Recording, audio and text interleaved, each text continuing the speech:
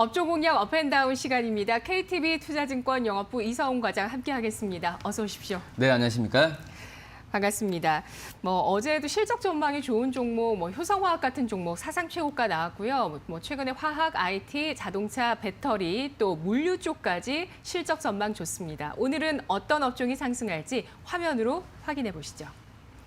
오늘장 상승 예상 업종 순환매 장세의 수혜, 석유화학 업종 꼽아주셨습니다. 석유화학이 IT나 또 배터리 쪽에 어떤 소재 쪽을 담당하고 있고요. 또 우리가 실생활에 입는 옷, 스판덱스 이런 쪽도 업황이 굉장히 좋다고 해서 주목을 많이 받고 있어요. 추가 상승할까요?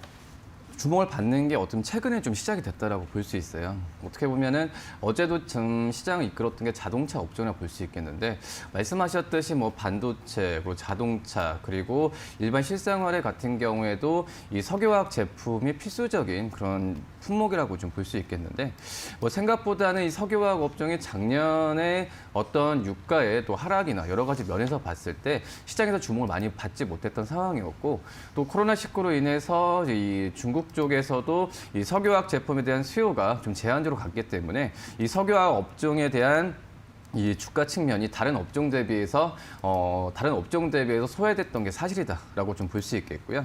하지만 최근 같은 경우에는 아시겠지만 이제 금호석유를 필두로 지금 석유화학에 대한 그 종목들에 대한 상승세가 눈에 띄게 나타나주고 있습니다. 물론 이제 금호석유 같은 경우에는 지분권에 대한 어떤 이 경영권 분쟁에 대한 이슈도 좀 있긴 하지만 기본적으로 봤을 때도 본업이라고 할 수 있는 이 석유화학 부분 쪽에서의 실적에 대한 부분도 금호석유의 어떤 주가를 지탱해주는 부분이기 때문에 이 금호석유가 앞에서 이 석유화학에 대한 업종을 좀 리드하고 있고 나머지 코오롱인더 그리고 GS 같은 종목들 같은 경우에도 호실적에 대한 평가와 전망이 계속 나와주면서 이 석유화학 업종을 좀 이끌고 있다라고 좀 볼 수 있겠고요. 화학 부분 같은 경우에는 대표적으로 이제 어떤 자동차 최근에 많이 좋은데 이 타이어 쪽에서의 수요 부분이 자동차 내수나 내연차나 그리고 전기차의 출하량만 본다고 하더라도 이 석유화학 제품에 대한 수요가 계속해서 늘어나는 부분이고요. 이 타이어와 자동차뿐만 아니라 이 산업자재 쪽에서도 널리 사용하는 부분이고 이 경기에 대한 어떤 전망이 좋아지면서 이 석유화학 제품에 대한 수요가 미리 좀 당겨질 가능성이 좀 있지 않을까 이렇게 판단이 됩니다. 특히 이제 LG화학 같은 경우에는 이 수치적으로 이제 주가를 움직이는 부분이 이 전기차 배터리에 많이 연동이 되고 있는데 우선 이 LG화학도 이 주가의 전기차에 연동이 된다고 하더라도 이 석유화학에 대한 부분 본업의 가장 큰 부분을 차지하고 있는 상태에서 이 석유화학 쪽에서의 실적에 대한 기대감이 점점 커지는 상태이기 때문에 이 전기차에 좀 눌려 있었던 이 석유화학에 대한 어떤 본업에 대한 가치를 좀 긍정적으로 생각해도 괜찮지 않을까 좀 이렇게 판단되고 있습니다. 네. 금호석유 같은 경우는 지금 조카의 난이 벌어지고 있는데 또 이쪽 이제 박철환 상무 쪽에 또 입장이 나오고 있는 것이 배당을 7배 늘려라라고 주장을 하고 있다는 내용이 오늘 아침에 또 소식으로 나오고 있고요. 의료용 장갑이라든지 플라스틱 수요가 늘어나면서 금호석유 굉장히 좋고요. 그리고 친환경 쪽의 사업 다각화가 또 석유화학 쪽에 이슈가 되고 있습니다. 상승 예상해 주셨고요. 그렇다면 오늘장의 하락 예상 업종은 어느 쪽일지 화면으로 만나보겠습니다. 오늘장 하락 예상 업종. 곡물 가격 상승 우려 음식료 업종입니다. 어제 이데일리 신문의 일면도 에그플레이션이었습니다. 곡물 가격 상승이었거든요. 음식료주 피해주인가요?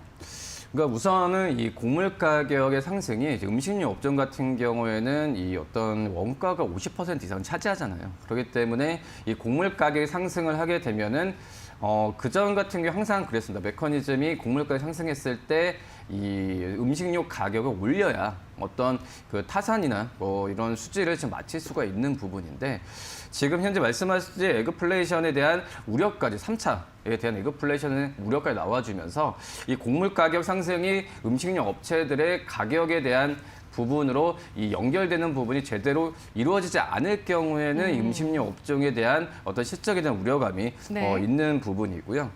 그렇기 때문에 지금 현재는 뭐 오리온이나 뭐 이런 기업들 같은 경우에는 시장에서의 위치를 본다고 하더라도 이 어떤 그 가격을 좀 올릴 수 있는 그런 위치가 되지만 나머지 중소형 어떤 그 음식료 업체들 같은 경우에는 대부분 이제 어떤 그 계약을 할 때 장기 계약을 하거든요. 가격을 어떻게 보면 스팟으로 고정시키는 그런 계약을 하는데 만약 그런 부분은 쉽지가 않았을 경우에는 어떤 수지 그 마진 부분이 좀 떨어질 가능성도 좀 있기 때문에 이런 음식료 업종에 대한 부분에 있어서 특히 이제 그런 부분에서 우려가 되는 부분이고요.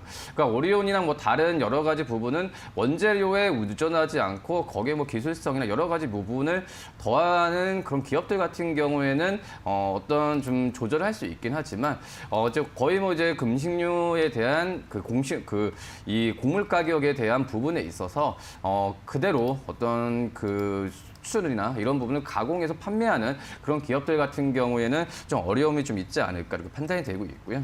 지금 이제 곡물 가격 상승이 당초 예상보다 좀 많이 올라간 상태에서 뭐 옥수수나 밀 여러 가지 부분에 있어서 이 곡물 가격 상승 추이는 올해 상반기 때도 계속될 가능성이 있다라고 좀 판단이 되고 있고 특히 이제 뭐 중국이나 러시아 이런 부분에 있어서도 이 어떤 상산 부분에 있어서 한파나 여러 가지 우려감이 좀 있었기 때문에 네. 이 곡물 가격 상승 부분은 좀 약간의 좀 더 올라갈 가능성을 좀 전문가들은 좀 조심스럽게 예측을 하고 있다라고 좀 판단이 되고 있습니다. 뭐 그렇기 때문에 지금 소재 업체들 같은 경우는 특히 이런 부분에 타격을 받을 가능성이 좀 있고 특히 이제 소재 업체들 같은 경우에는 경쟁 심화에 대한 부분도 우려감이 좀 있기 때문에 이 음식료 업종이 작년 하반기 좋지 않았거든요. 뭐 그런 점에서 이 작년 상반기 때 코로나에 의한 음식료 업체의 전체적 고평가에 대한 그 주가가 올라가면서 고평가가 있던 상태에서 네. 작년 하반기부터 주가에 대한 상승폭이 좀 제한적으로 가고 있는데 그런 부분에서 좀 주의할 필요는 있지 않을까 이렇게 보입니다. 네, 최근 곡물 가격 상승이 추가적으로 일어날 가능성, 잠재력이 높은 가운데 아직 판가 전이가 일어나지 않았다는 점 불확실성으로 작용하고 있습니다. 그리고 현재의 주가, 밸류에이션 부담감이 있다는 점 지적을 해주셨는데요. 음식료주 하락 예상해 주셨습니다. 참고로 CJ제일제당은 화이트 바이오라고 해서 친환경 플라스틱 소재 쪽의 사업을 또 본격화하고 있는 움직임도 함께 체크를 해보죠. 자, 그렇다면 오늘 장에 이제 핵심 공략주 어떤 종목이 있는지 확인해 보겠습니다. 효성 TNC 한번 좀 말씀을 좀 드리도록 할 텐데요. 우선 지금 뭐 효성 TNC 같은 경우에는 제가 앞에서 석유화학에 대한 그 업종을 얘기했는데 지금은 석유화학 업종 안에서도 섬유화학에 대한 시장에서 관심이 많이 높은 상태고요. 특히 이제 효성 TNC 같은 경우에는 주력 품목인 스판덱스는 글로벌 시장 점유율 1위인 기업입니다. 네. 예, 하지만은 이 섬유화학이 일반 그 다른 이제 석유화학이나 그 기업도 마찬가지지만 이 사이클을 많이 타는 모습을 좀 보여주고 있는 상태에서 네. 지금 현재 뭐 작년에도 이제 어떤 코로나에 의한 우류에 대한 그 수요나 이런 부분이 많이 감소했던 부분이 있었는데 그런 점에서 이 효성 TNC가 스판덱스 글로벌 시장 점유율 1위 기업이라고 하더라도 약간의 좀 그 실적이나 여러 가지 뭐 부침이 작년 중반까지는 시장에서 빛을 발휘하지 못했던 상태였는데요. 하지만 이제 4분기부터 이제 실적에 대한 부분도 좋게 나왔고 이 부분이 올해 1분기에도 실적에 대한 평가를 전망치를 높이고 있는 상황입니다. 우선 작년 4분기 영업이익 같은 경우에는 1,301억으로 재작년 대비해서 55% 이상 늘어난 수치라고 좀 볼 수 있겠고요. 중요한 부분은 이 어떤 원재료 가격도 이 섬유화학도 높아진 상태고 이 환율에 대한 어떤 부정적인 효과도 있었음에도 불구하고 이런 호실적으로 나타냈다는 점이 좀 긍정적이다라고 좀 볼 수 있겠고요. 역시 핵심 제품인 스판덱스의 스프레드가 벌어지면서 마진에 대한 부분이 많이 좋지 않았나 이렇게 좀 판단이 되고 있습니다.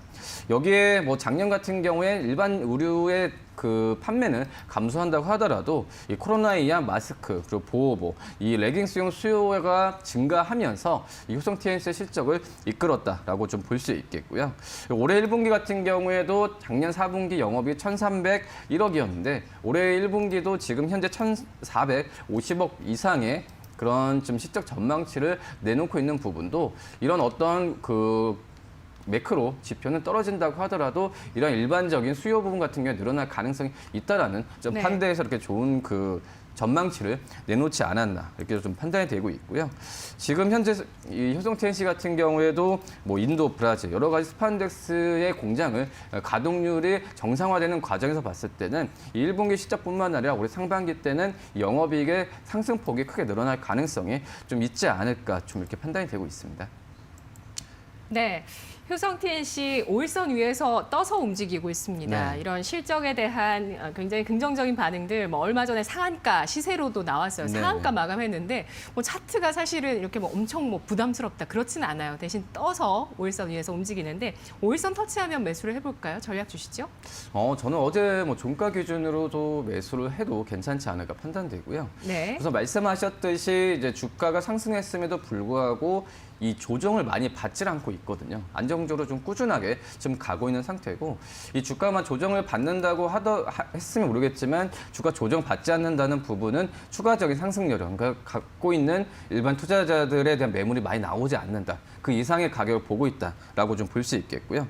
그렇기 때문에 어제 뭐 종가 가격으로도 이 44만 2천 원 정도면은 충분히 매수도 괜찮지 않을까 판단이 되고 있고요. 이 목표가 같은 경우에는 뭐 10%에서 15%, 그러니까 50만 원에서 48만 원에서 50만 원 사이를 그 유지 그 목표를 생각하면서 좀 매매하는 관점이 낫지 않을까 판단되고요. 뭐 손절가는 한 40만 그 손절가 같은 경우에도 한 뭐 40만 원 아니면 42만 원 정도 말씀드리도록 하겠습니다. 네.